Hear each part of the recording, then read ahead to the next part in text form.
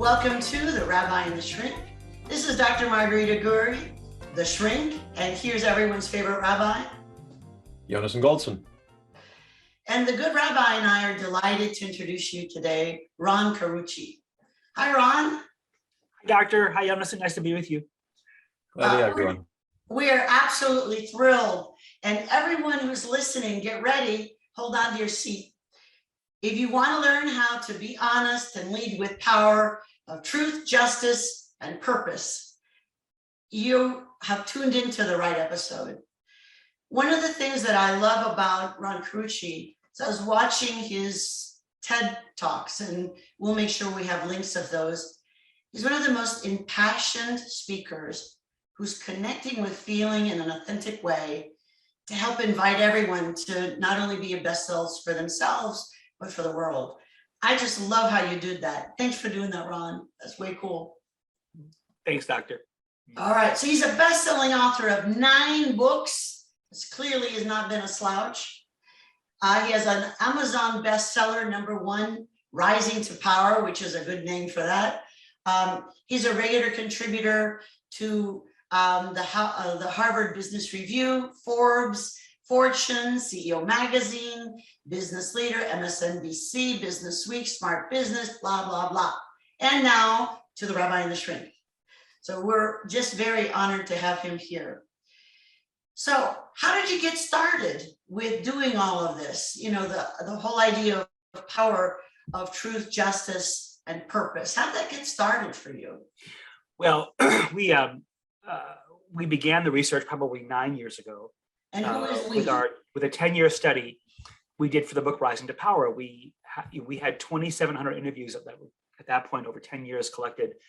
And we used some really cool artificial intelligence, IBM Watson software to sort of analyze the data to see what it could tell us about why was it that so many leaders rising up at organizations were failing? Why is it that we've been okay with half of them flaming out within 18 months? And we wanted to know more about why that was, because we felt like many good-hearted leaders weren't getting their chance to be successful the way they should have been. And so we spent years studying that and writing the book. And what we really believed was solving the problem, making sure that no leader ever had to elevate to broader levels of responsibility and not be successful.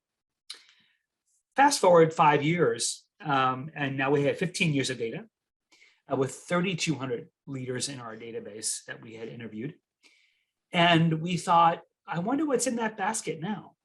You know, we had isolated the data for individual behavior for the first project. We thought, what could it tell us about communities and systems and groups of people? When you put 4 walls up and put a roof on it and fill it up with people, something's bound to happen. Could this data tell us something about how to make that experience better? But this time, rather than giving it a hypothesis and saying, we're looking for information or correlations in this, we said, what should we be asking you?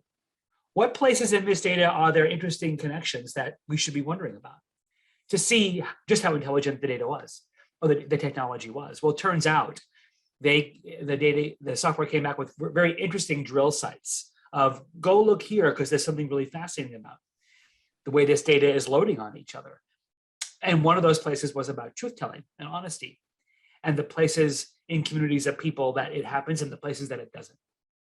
So we went and I thought that would be compelling if there were a way to predict the conditions under which people would tell the truth and behave fairly and the conditions in which they wouldn't. That would be a compelling thing to learn. At this point, there was no vision for a book on the horizon, but I just thought, what can we learn? So it turns out it came back to us with 4 multiplicatively predictive conditions that can tell us the kinds of places in which people will tell the truth and behave fairly and serve a greater good, and the kinds of conditions under which people will lie, cheat, and serve their own interests first. And it was compelling. And of course, some of the conditions we found were all things that are hiding in plain sight in organizations that we just assume are nuisances or part and parcel of having to work in a big company or a community of people, and that we've written off as annoyances, but turns out they actually are creating great risk. So it was compelling enough. I wanted to tell the stories of people who lived the good part of the story. I was a little tired of hearing the villain stories. we heard about Theranos to death. We watched documentaries. We've heard about Wells Fargo toured blue in the face, Volkswagen. We just don't need to, I don't need to tell those stories anymore. And I don't want to dignify them. I had to believe that there were hero stories of people, leaders and organizations living out lives of great purpose and living out lives of great integrity and justice and impacting the world for greater good. And I wanted to tell those stories. And so I went and found an enormous collection of them, to my great surprise. And it was an incredible privilege to curate their stories and to hold them up as exemplars of what we found in the research. That is amazing. There's So so what many- are the 4 conditions? Oh, sorry, Rabbi. No, just there's so much there to unpack, Ron. We could go on for hours just We could. coming off from that. But there's a story and there's a meta story here. If I understood you correctly, you put the data in to see where the data would lead. And I don't remember who said this, but I think it's brilliant that we're living in an age of decision-guided facts as opposed to fact-guided decisions. And it was just so refreshing about your story is that you tried to go in without preconceptions. Where does the data take us? Where does the knowledge take us? Because that is the road to wisdom. The moment we decide where we want to go, we're in danger of ending up there, whether we actually belong there or not.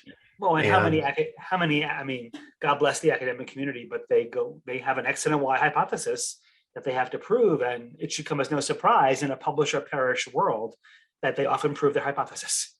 And it doesn't mean that it's a falsely correlated set of data that they learn, but it always makes me wonder, what didn't they learn? What was left on the cutting room floor that might have been worthy of exploration? Maybe not worthy of publishing, but worthy of learning. Of course, the really good researchers would make a whole lot of sense out of something that didn't work out the way they wanted. But you have to have a lot of courage and character to publish that. Well, and we had no skin in the game, right? We had No, you this, didn't. I mean, I was curious. I don't know that I thought much about what was going to come back, other than I wanted to know. I mean, I've always been fascinated by human endeavor at scale and what it is groups of humans can do that individuals can't. And that's my fascination. And so we had already learned what we wanted to learn about individual humans, leaders, and what makes them optimal in their influence. I wanted to know what makes bigger groups of people more optimal when they come together. Because listen, there's no shortage of stories of dysfunction and political, toxicity and all the things that can go wrong in an organization when you take 4 walls and fill it up with people. But what if that didn't have to be the way it was? What if there were other ways to bring together lots of humans together in shared endeavor and watch their glory thrive? There's nothing more offensive to me than wasted human glory. I love the way you talk about that. Yeah, and then the other aspect is that when we hear those stories, we are so inspired by them, and we feel better about ourselves, and we feel better about society, and we feel optimistic and motivated and hopeful. And yet, there seems to be this dark side that we are drawn to. The media thrives on this by selling it to us, and we indulge them. We do. We feed and them. Doctor, you could speak to this too. your vision, Ron, here of trying to help us break that predisposition to voyeurism of the bad by focusing on the good. It's really in our own best interest. We just have to convince ourselves of that, don't we? Yeah. Well, it's so true. I mean, and you probably, Doctor, know more about why human brains are far more titillated by depravity than by dignity. But I think the media would have us believe, because of the headlines that get the most clickbait, that organizations are full of nothing but charlatans and crooks and leches and power-hungry, narcissists. We have our fair share of those. I don't think that's the norm. I think they're a loud exception, but I think the quiet majority are the good-hearted leaders wanting to do greater good and who care and who are living lives of truth and justice and purpose. Why we don't find their stories every bit as I don't know. It's bizarre to me. But I tell you, you cannot come away from this book unchanged. Unless you're in a coma, if you read this, and it's not because I wrote it, it's because of the stories of men and women who are doing extraordinary things in the world, living out, lives of truth and justice and purpose in ways we could emulate. We'd be proud to call them our boss. We would be provoked to want to say, I want to try that. I want to be known to be that way. I want others to think of me that way. And when you get to the end of the book, I hope people want to run into their offices the next day and shout as loud as they can, we're going to do it differently. And if they're reading your books and learning from your stuff, you're going to give them the mindsets and skills and habits needed to do that. For me, I already think of you that way. And I was teasing you earlier when we were chit-chatting that I think of you as the Mr. Fred Rogers for business leaders and globally. Because there's something just so decent and kind and calm and reassuring about you. And yet you've got this powerful message based on facts and research and passion. So it's wonderful. So, but I still have the question. So what are those 4 predictive conditions? I've got to know. The first is being true to your identity. Be who you say you are. So all of our organizations make promises about their identities. They express those in the form of missions and purpose statements and values. They publish them on walls and coffee mugs and screensavers and shareholder reports. Well, it turns out those promises have to be kept. When your actions and words align, when there is consistency between who you say you are and what people experience you to be, turns out you're 3 times more likely to have people be honest and tell the truth and behave fairly. And by the way, honesty as defined as truth, justice, and purpose. What we learned in the neuroscience of our research was that it's no longer enough not to lie to be labeled honest. You have to say the right thing, do the right thing, and say and do the right thing for the right reason. Truth, justice, and purpose. So when there's a say-do gap, in other words, when the words on those walls are for cosmetic purposes only, but when you raise the topic of your values or your mission statement or your purpose statement and employees roll their eyes, now you've institutionalized duplicity. You've said to people, hey, you know what? Around here, it's okay to say one thing and do another. And you've now given people permission to do that anywhere because that's what you've modeled. Now you're 3 times more likely to have people serve their own interests first because you told them they can. Second condition is justice and accountability. How my contribution is talked about. So you never hear anybody walk into an office and say, I'm so excited. Today's my performance review. Nope. In a world of yesteryear, where our accountability systems were created to be accounting systems of repetitive work. How many cases did you close? How many files did you review? How many t-shirts did you print? It was fine to keep score that way and tell people, here's what you did and here's your money for it. But we've long left that world behind. We just haven't left the systems behind to go with it. So today, the world of work is the work of the contributor and their contribution are much more fused than ever. Today, my remit isn't how many files I close. Today, my remit is my analysis, my creativity, my ideas, my perspective, my breakthrough thinking. When you talk about my contribution, you are talking about the contributor. You cannot separate those. And if you talk about them without dignity, meaning honoring what I gave and even honoring where I fell short, and with fairness or justice, meaning I have as much of a chance to be successful as anybody else, when you do that, you are 4 times more likely to have people be honest. But if I think the system is rigged, if I show up looking a certain way with a certain identity or not in a privileged role, and others can be more successful, or if I feel demeaned or demoralized, like a cog in your wheel, when you talk about my work, now you're 4 times more likely to have me be honest, because when I feel wronged, I feel entitled to take. And that's such an important point, just to stop and focus on that one for a moment, that we want to be around people we trust. We want to be in a culture and environment where we feel people have our backs and people can rely on. And if we aren't contributing to a healthy culture, to a culture where there's a sense of fairness, then we're actually creating a more toxic culture that we have to live in. And we are going to suffer from the lack of ethics around us. And we're responsible for that because we created the swamp. But the painful irony, Jonas, is when I feel disempowered, when I feel like I don't have the chance, I sort of succumb to it and become a victim of it.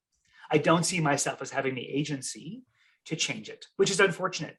When I feel demeaned and demoralized and undignified, I show up less of a human.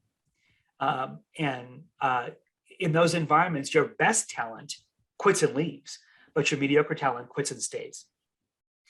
And that's the person who becomes victim, as you describe. I become part of the toxicity and think that's what I deserve and think that's how it's going to be here. That's what can I do? And it's unfortunate because the systems that should be the most honoring, the most energizing, people should be excited to sit down and talk about their contributions and to talk about the ways they can improve. Not just celebrating good stuff, but saying, hey, this is what you committed to. Then you got us this far, but you fell short. Let's talk about what we can learn. That's today, sadly, not how most of our people experience those accountability systems. The third was governance and how we make decisions. So I walked into a room in an organization with a bunch of people sitting around a table, often referred to as a meeting. And if I sit down at that table and I believe that the person in the front of the room who's standing in front of a bunch of flip charts or a bunch of PowerPoint slides or a bunch of data, and I conclude that the way they're presenting that information is fair, it's balanced, it's objective, and there's two well thought out sides to that story, that there's an even conversation in the room and a decision that has not yet been made or a problem that has not yet been solved. And I'm confident that if I were to offer a dissenting view or a view that contradicts the prevailing view in the room, I'd be welcome to do that. That's transparency. Now you're 3.5 times more likely to have people be honest and tell the truth. But if I walk into that room and I think it's nothing but orchestrated theater, where the data being presented has an agenda, it's being spun in a way to get me to conclude a certain thing. The decision that you're wanting me to help make, you made yesterday, and now this is the retroactive version of getting me to feel included. And the last thing I think you want to hear is a point of view that contradicts anything else that's being said in the room. That's a lack of safety. And so the only way for me to get the truth is to go underground. So now you're 3.5 times more likely to have me be dishonest. And the last one was cross-functional relationships, sort of unity at your organizational seams. We've all seen the classic silo border wars, sales and marketing, supply chain operations, HR and everybody. And we accept those as simply mere part and parcel of what it means to work in an organization. But it turns out those conflicts have real cost because it's the seams of your organizations where real value gets created. Nothing that you do competitively that sets you apart is made by any one function. It's at the intersection of many functions where that breadth comes together, and your ability to resolve conflicts, resolve tensions, create value happens. This is one of the surprising things to us in data. When those seams are stitched well, when there's cohesion, when there are broader communities of people coming together across boundaries seamlessly, you're 6 times more likely to have people be honest. Wow. Because now I feel part of a bigger story.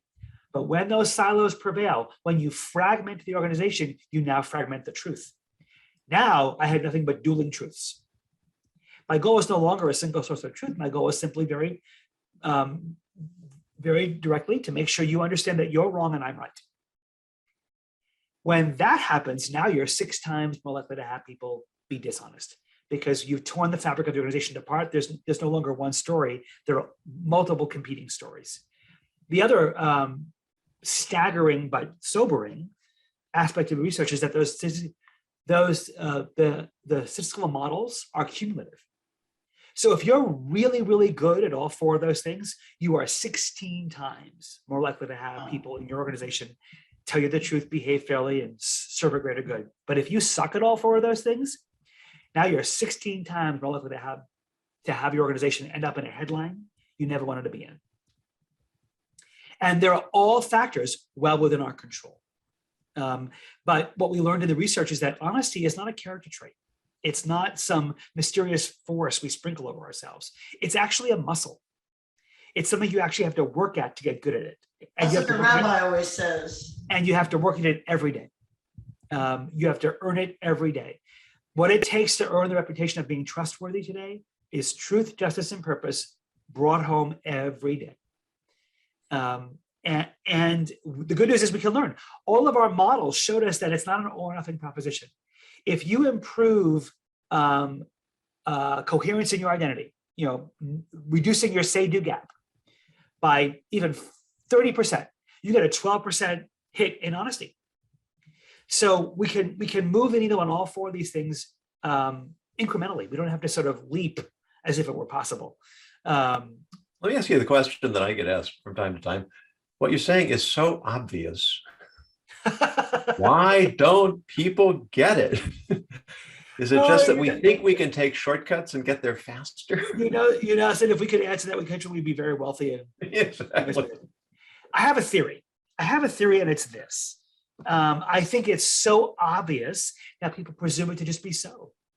I think leaders are wildly naive, and that naivety is often a presumption as a result of arrogance. Not deep narcissistic, but people arrive at certain levels of an organization and presume if I think it, it will be. I think they intend for their values to be true. I think they intend for people to have great experiences with their managers talking about their contribution. I think they intend for people to walk into meetings and speak up. And I think they intend for there to be healthy collaboration and partnership across the organization.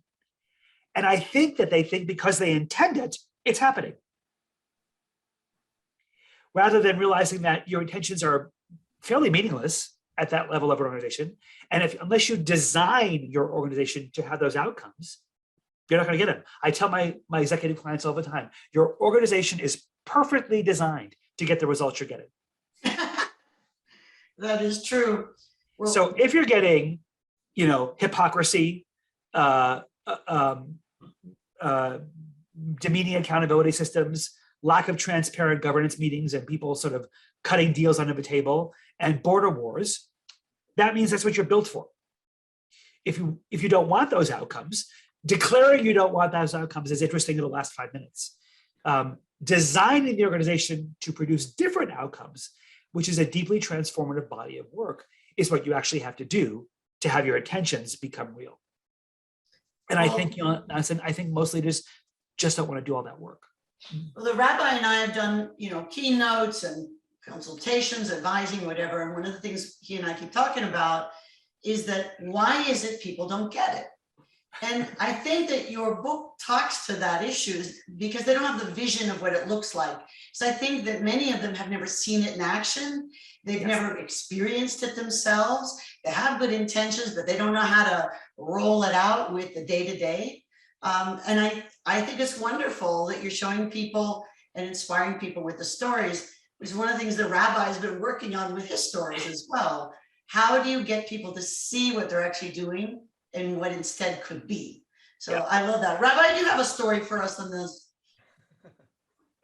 Well, maybe before the story, what really resonates with me about this triad that you keep coming back to, Ron, the truth, justice, and purpose, is that in Judaism, we have a fundamental triad of truth, justice, and kindness, although it's in the other direction.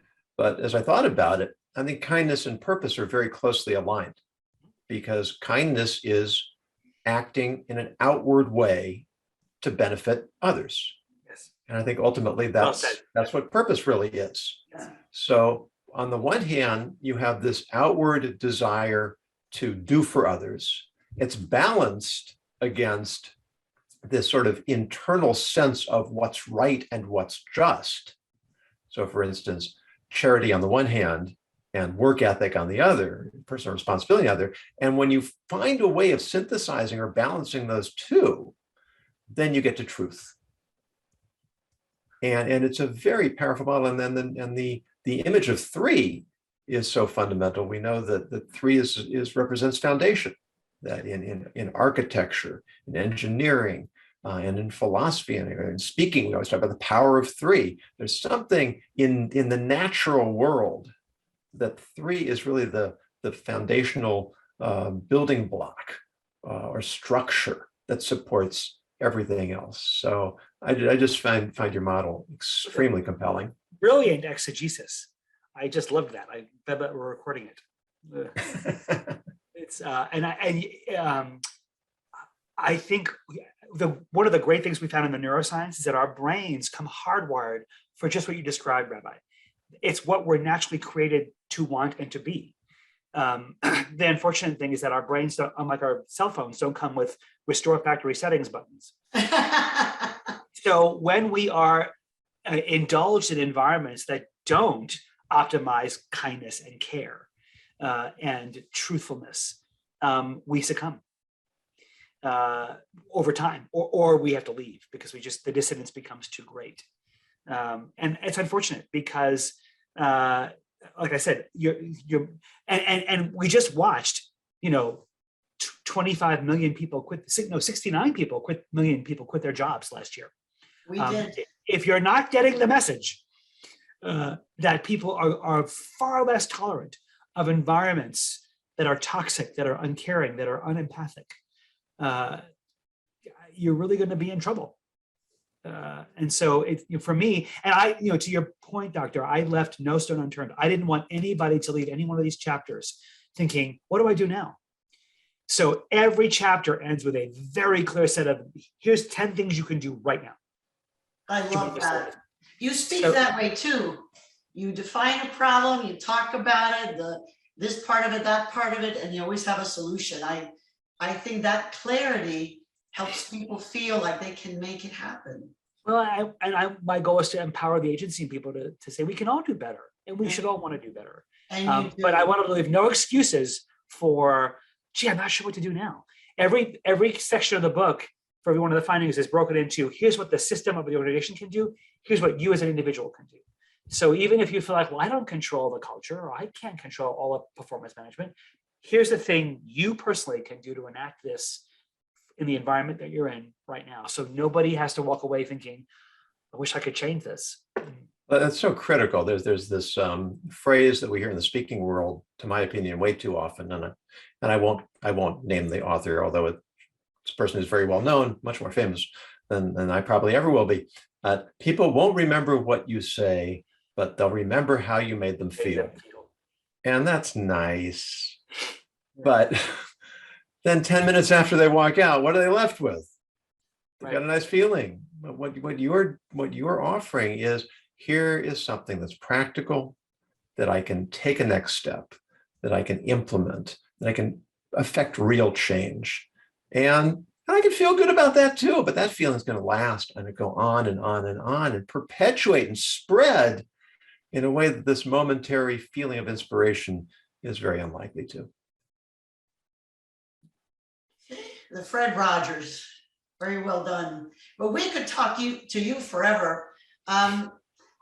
Before we go to the word of the day, I was thinking about what is it that if somebody's listening and they know they're not on the right track, or they know their organization's not on the right track, what is one thing that they can do other than read your book? What's one thing they can do today that might make a big impact? Well, I listen, we all just, I think as a psychiatrist, you would say always start with you. And the one thing I invite readers to do in the book, and I would invite your listeners to do, is to be honest about, we first have to be honest about our dishonesty. University of Massachusetts says we all lie on average twice a day. I would invite you to, at a minimum.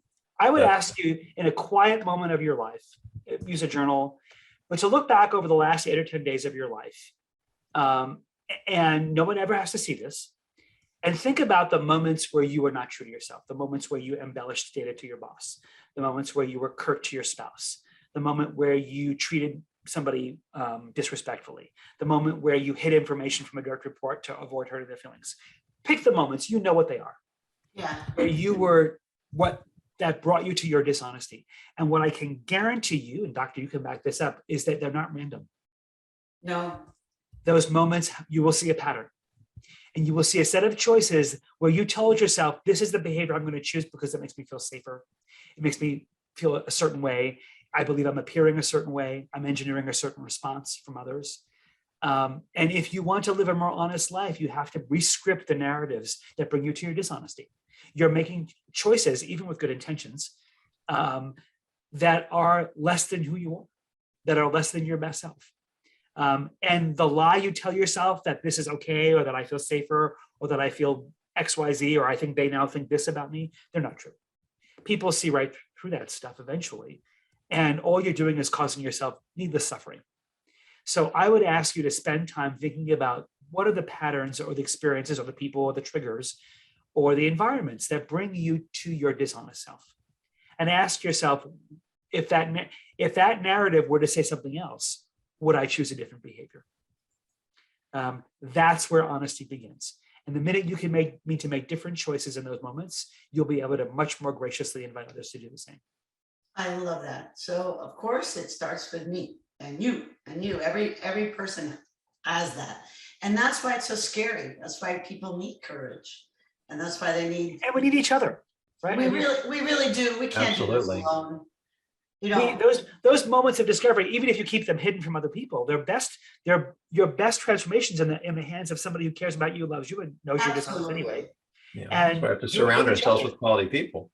Absolutely. quality people who have the courage to tell us, that didn't go so well. Then, you want to redo that, and I think it's nice. Here's the hard litmus test. The hard litmus test is this: for if you're a leader, if you don't have somebody coming into your office once or twice a week telling you something that makes you uncomfortable, Yes. you can be very confident your leadership sucks, because they're telling somebody. You are the topic of stories at the dinner table of people you lead every night. Absolutely. If you don't know what stories they're telling, you should want to find out. Oh, that's funny. All right, well, Rabbi, I think it's time for the word of the day. It actually is, and Ron, you teed this up for me perfectly. I've been saving this word for weeks. I've been waiting for just the right opportunity, and that moment has arrived. Ta-da! It's a word that I heard from the British satirist Andrew Doyle, and it's always impressive to me when people use words like this in conversation, words that I've never heard of before. But the word is casuistry.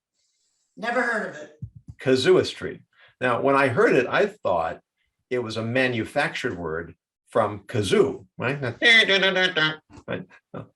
Noise coming with that sort of resembles music, but isn't really. But I looked it up and I found no, it's actually an authentic word. And it means a process of reasoning that seeks to resolve moral problems by extracting or extending theoretical rules from a particular case and reapplying those rules to new instances. So, it's sort of like Kantian philosophy. I take the personal and I extend it to the universal. However, it's commonly used as a pejorative to criticize the use of clever but unsound reasoning, especially in relation to moral questions. And I think that that's exactly what we've been talking about here. If we've already made up our minds what we believe and what we think is right and what we want to do, and then we go searching for the facts and the logic and the arguments that are going to support that predetermined conclusion, we are descending into the nether worlds, and we're really setting ourselves up for tremendous failure. But to have the intellectual integrity, the intellectual humility to say, I don't know what the truth is, where the truth lies, but I want to find it. And now I use my data collecting resources, and I use my human logic to guide me in an authentic search for truth. I believe we will get there, especially when we surround ourselves with people who are similarly committed. And if we do that, we're going to create environments and societies and communities that are healthy, that produce the kinds of heroes that inspire us, and not the kinds of villains that we hear way too much about. Wow. And Well said. speaking of heroes, see what you inspired, Ron? That's a good word. That's a good word. So do you have some final words of wisdom for our audience. I do have to say that I'm beginning to see you as Fred Rogers with the sweater, but maybe also a cape, sort of superhero cape to help everybody with truth, justice, and the American way, or perhaps purpose. So what do you say, sir? Final words of wisdom. Gosh, the rabbi's a tough act to follow there. He always is. I think I would build on what he said and start every interaction you have with all I see isn't all there is to know. All I know isn't all there is to know. We all have cognitive biases. We all have templates through which we interpret the world that we're certain of. Our brains are miserly. They're lazy organs. They don't want to work hard. And when you feel a moment of pinch, of defense, of something somebody says just doesn't fit your template of the world, step back and use your casuistry and ask yourself, is there another way to see this? Must I respond and universalize their truth as my lie? Could it be that there's more to know? And let yourself be curious enough to suspend disbelief in that moment and let someone else's truth prevail alongside yours, even if you never agree. Find out who's the person in your organization that when you hear their name, you sneer. That when you see them in your caller ID, you think, oh, what do they want? Who's your they? And what would it take for your they to become part of your we? Pick up the phone and go have coffee. And just decide that there's something about them to learn. Because remember, you're somebody's they too. But make the decision that somebody that's your they is causing you to miss out on part of the world. And go and make one of your theys part of your we. I love that. I mean, reaching out to people that are difficult for us to connect with is really the best possible prescription for creating harmony and bringing us together and creating a more cohesive community. Remind me that the Nobel Prize-winning economist, Daniel Kahneman, he says our brains are wired for what you see is all there is. Right. And if we're aware of that, and we make a conscious effort to look further, look deeper, look beyond, there's so much there we can discover that will create a whole new vista and vision for us. So thank you so much for your time. Thank you for being with us, and thank you for your work. And we hope you come back and join us again, because this has been an absolutely delightful discussion. It's been a pleasure. Thanks so much for having me. And thanks for both of your work in the world to make it a more just and truthful place. Doctor, what's the last word? Oh, I never short a word. Is oi the last word? Well, I'm going to go back to something that Ron Carucci said in one of his talks, that I think if we want to have truth, justice, and purpose for ourselves and help others with their truth, justice, and purpose, I believe that what it takes is to cultivate curiosity. These are from your 4 patterns of success. Curiosity, ability to build bridges, courage, and empathy. So ask yourself, for whom can you make the difference today? And I think that we will be flying high and making the world a better place. Well, that's all I had to say. Thank you, gentlemen, for being a big part of this amazingly positive discussion, and that not only ethics matter, but they can change the world. Thank you, Doctor. This is the Rabbi and the Shrink, and we will see you at the next episode. And I can't wait to hear your comments and questions for Ron Carucci. Please do read his book. It's going to be, it's already available on Amazon along with his others. To be honest, lead with power of truth, justice, and purpose. Until then, we'll see you next week. Thank you for listening to The Rabbi and the Shrink, Everyday Ethics Unscripted.